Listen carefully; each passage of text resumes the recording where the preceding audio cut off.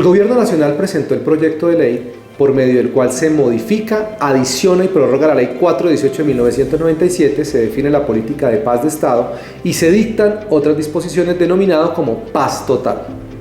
Para que la búsqueda de la paz y las condiciones de seguridad en todos los territorios del país sean una realidad,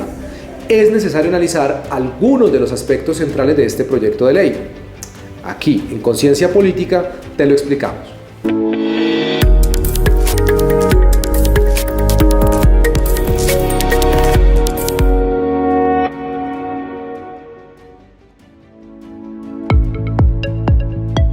La construcción de paz y estabilidad en Colombia es un anhelo de los ciudadanos y un mandato legal.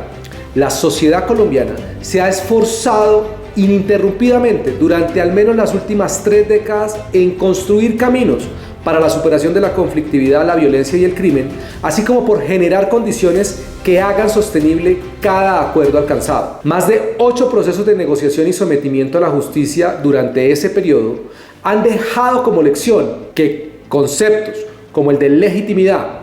integralidad y sostenibilidad son la base sobre la cual se construye el cierre exitoso de los procesos y la reunión de los ciudadanos en torno al cumplimiento de los compromisos que conducen al final de la conflictividad. La revisión de las lecciones aprendidas no solo es fundamental para la estructuración de una negociación viable, enfocada en el desmantelamiento de las estructuras ilegales y la estabilización del entorno, también resulta clave para la protección de la población afectada por las dinámicas de crimen o violencia y la recuperación progresiva del imperio de la ley en todos los territorios. Resulta de vital importancia la definición transparente y la divulgación de los mecanismos y protocolos que serán utilizados, tanto para la fase de diálogo y negociación como de implementación de los acuerdos. Además, se necesita garantizar los medios y capacidades para asegurar que el cese de la violencia y la criminalidad sea efectivo y verificable. También ocupar progresivamente los territorios por parte de las instituciones del Estado que han sido afectados con el fin de cerrarle espacios para el reciclaje violento y criminal.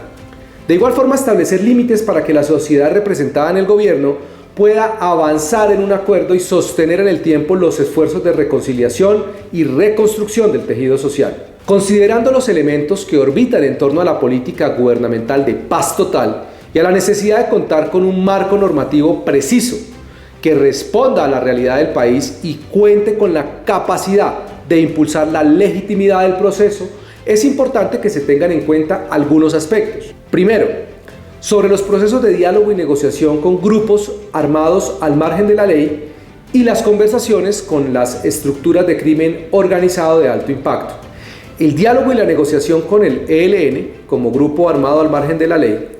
debe desarrollarse en el marco de un proceso con límites y reglas claras que permita transmitir a la ciudadanía confianza respecto a las etapas que se superan, los acuerdos que se construyen y los compromisos que adquieren. Lo anterior resulta de la mayor importancia en términos de verificación de las obligaciones de las partes y de seguimiento al cumplimiento de los objetivos trazados. Respecto a las disidencias de las FARC, los individuos agrupados en esa organización criminal abandonaron las reglas definidas por el acuerdo de paz, incumplieron los compromisos adquiridos con los colombianos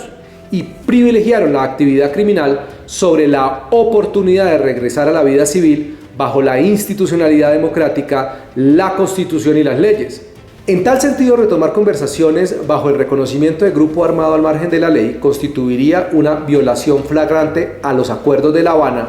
y una práctica que afecta la credibilidad, sostenibilidad y legitimidad de acuerdos futuros con el ELN. Por lo tanto, integrar a las disidencias de las FARC en esta modalidad de negociación significaría la politización de estructuras de crimen organizado. No se pueden crear incentivos perversos que les permitan a estas estructuras ganar tiempo, fortalecerse y seguir delinquiendo. La política de paz no puede constituir un apaciguamiento que termine en una paz armada con determinadas estructuras que deciden instrumentalizar las negociaciones y los acuerdos de paz para avanzar en la consecución de sus objetivos criminales. El proceso de sometimiento de estructuras de crimen organizado de alto impacto, como se denominan en el proyecto de ley, deben estar regidas por un instrumento diferente al que se define para las características de negociación con grupos armados al margen de la ley, en particular con el ELN. Dicho instrumento debe garantizar un sometimiento al marco legal colombiano,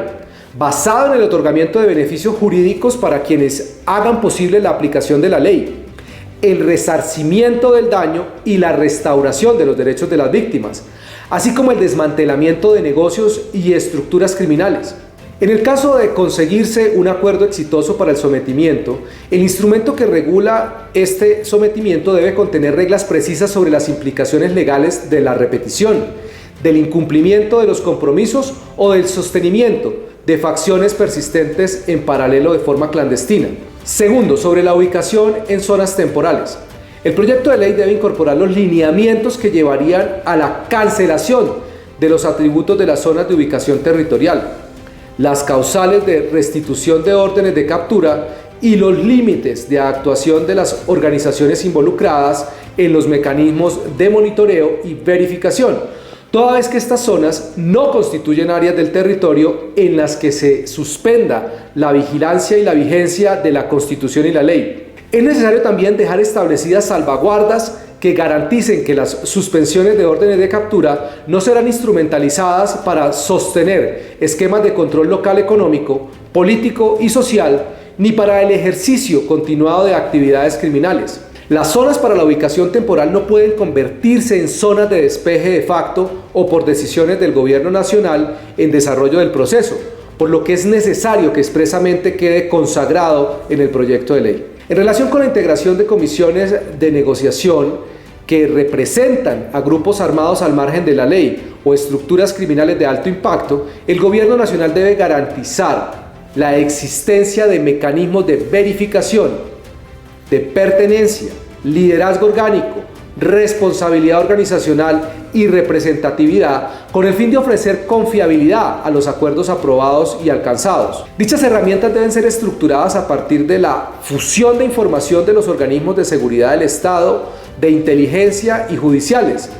que deben garantizar la veracidad de las condiciones que anteriormente se han mencionado. Tercero, sobre los acuerdos que resulten de las negociaciones como política de Estado. Más que la definición como una política de Estado, los esfuerzos institucionales para la paz total deben orientarse al fortalecimiento de la articulación interinstitucional, la coordinación del despliegue y la respuesta, así como la sostenibilidad financiera de los compromisos,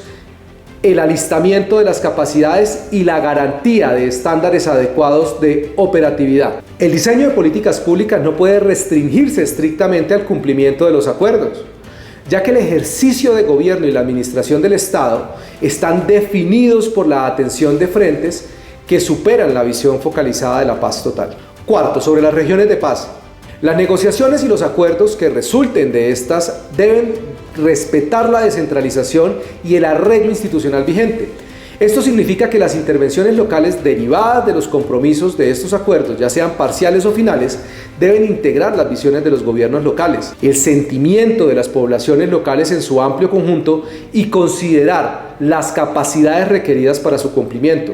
El gobierno nacional debe asegurarse de que la focalización asociada al desarrollo de la visión de paz total no se traduzca en la desatención de zonas no priorizadas, generando una dinámica de relocalización de la violencia y criminalidad. Este debe ser un principio básico contenido en las normas que enmarcan este proceso. Sobre el principio de centralidad de las víctimas, es fundamental entender que la activación de las conversaciones con cualquiera de los grupos armados ilegales o con las estructuras criminales debe exigir la entrega inmediata y previa de los niños, niñas y adolescentes reclutados y utilizados, así como la liberación inmediata de los secuestrados. Además, se deben definir unas reglas y condiciones y límites claros para el desarrollo y sostenimiento de las conversaciones y negociaciones. Las acciones de desescalamiento, la construcción de confianza y la estructura de los acuerdos finales debe siempre consultar la protección de los derechos y las libertades de los ciudadanos, el restablecimiento de derechos y la reparación integral de todas las víctimas.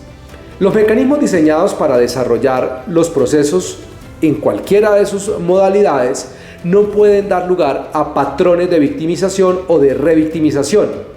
En caso de que alguno de estos se produzca, debe prevalecer la protección del ciudadano sobre la naturaleza del proceso. Para la construcción del camino hacia la paz total, es de trascendental importancia contar con un marco jurídico y unas reglas de juego robustas que conduzcan al esfuerzo institucional hacia el cierre de los acuerdos y que reivindique la generosidad con la que la sociedad colombiana le ha abierto espacio a los combatientes y criminales en la legalidad. Para alcanzar un estado final deseado de paz y de convivencia democrática, es necesario reunir a los colombianos en torno a un sentimiento de confianza respecto al proceso que da origen a los acuerdos que se consignan.